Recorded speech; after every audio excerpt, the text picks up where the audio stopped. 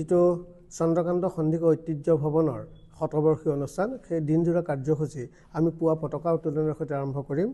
আৰু পতাকা উত্তোলন কৰা হ'ব পুৱা 9 বজাত আৰু পতাকা উত্তোলন কৰিব শিৱসাগৰ জিলা সাহিত্য সভাৰ পৰম সন্মানীয় সভাপতি শ্ৰীযুত যোগেশ কিশোৰ ফুকনদেৱে আৰু তাতে আমাৰ 101খন পতাকা উন্মোচন কৰা হ'ব শতবৰ্ষৰ লগত সংগতি ৰাখি আৰু আমি শিৱসাগৰ জিলাৰ বিভিন্ন প্ৰান্তৰ সাহিত্য সভাৰ লগত জড়িত সংস্কৃতিৰ লগত জড়িত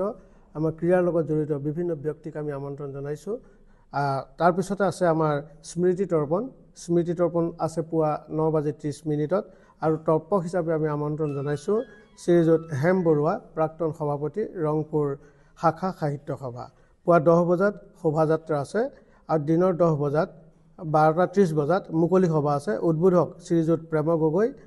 বিশিষ্ট কবি সাহিত্যিক তথা প্ৰাক্তন সভাপতি শিৱসাগৰ জিলা সাহিত্য সভা আদৰণি ভাষণ আগবঢ়াব শ্ৰীযুত সমীৰণ বৰা সভাপতি আদৰণি সমিতি তথা জিলা উন্নয়ন আয়ুক্ত সভাপতিত্ব কৰিব ডক্টৰ বসন্ত কুমাৰ গোস্বামী পৰম সন্মানীয় সভাপতি অসম সাহিত্য সভা আৰু তাত বিশিষ্ট অতিথি হিচাপে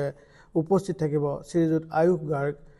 আয়ুক্ত শিৱসাগৰ জিলা আৰু ডক্টৰ জ্যোতিৰেখা হাজৰিকা সম্পাদক কেন্দ্ৰীয় কাৰ্যালয় অসম সাহিত্য সভা লগতে শিৱসাগৰ জিলা সাহিত্য সভাৰ প্ৰাক্তন সভাপতিসকল তাৰ পৰৱৰ্তী সময়ছোৱাত স্মৃতি গ্ৰন্থ চন্দ্ৰকান্ত আৰু অন্যান্য গ্ৰন্থ উন্মোচন কৰা হ'ব আৰু উন্মোচক হিচাপে অসম সাহিত্য সভাৰ পৰম সন্মানীয় উপসভাপতি শ্ৰীযুত পদুম ৰাজখোৱাদেৱক আমি অনুৰোধ জনাইছোঁ আৰু এই অনুষ্ঠানটোৰ লগতে আমাৰ এই মাহতে যিহেতু নৱেম্বৰৰ 23 তাৰিখৰ দিনাখন শিৱসাগৰ জিলা সাহিত্য সভাৰ উদ্যোগত অন্য এটি কেন্দ্ৰীয় অনুষ্ঠান অনুষ্ঠিত হ'ব সেইটো হৈছে অসম সাহিত্য সভাৰ কেন্দ্ৰীয় কুহি অনুষ্ঠান এইটো ONGC অফিচাৰ্ছ ক্লাব শিৱসাগৰ আৰু 23 নৱেম্বৰ 2025 ডক্টৰ ভূপেন হাজৰিকা আৰু জুবিন গাৰ্গৰ প্ৰতি বিশেষ শ্ৰদ্ধাঞ্জলিৰে শিশুসকলৰ সাহিত্য আৰু সাংস্কৃতিক অনুষ্ঠান অনুষ্ঠিত কৰা হ'ব অসম সাহিত্য সভাৰ উদ্যোগত কেন্দ্ৰীয় কুহি উপসমিতিৰ ব্যৱস্থাপনাত শিৱসাগৰ জিলা সাহিত্য সভাৰ সহযোগত জিলা কুহি উপসমিতি আৰু ONGC শতদল শাখা সাহিত্য সভাৰ আতিথ্যত অহা 23 নৱেম্বৰ 2025 খ্ৰীষ্টাব্দ দেওবাৰে ONGCৰ অফিচাৰ্ছ ক্লাবত দিনজোৰা কাৰ্যসূচীৰে কুহিৰ কেন্দ্ৰীয় অনুষ্ঠান আয়োজন কৰা হৈছে অনুষ্ঠানটোত 14 বছৰৰ বয়সৰ অনূৰ্ধ্ব শিশুসকলৰ মাজত গীত মাত নৃত্য আদিৰ দলগত প্ৰদৰ্শন কৰা হ'ব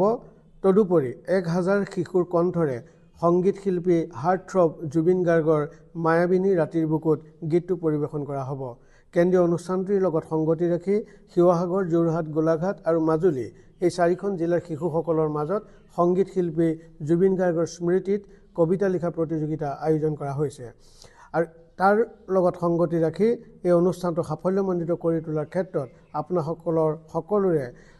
সহায় সহযোগিতা আৰু দিহা পৰামৰ্শ আমি জিলা সাহিত্য সভাৰ তৰফৰ পৰা আন্তৰিকতাৰে কামনা কৰিছোঁ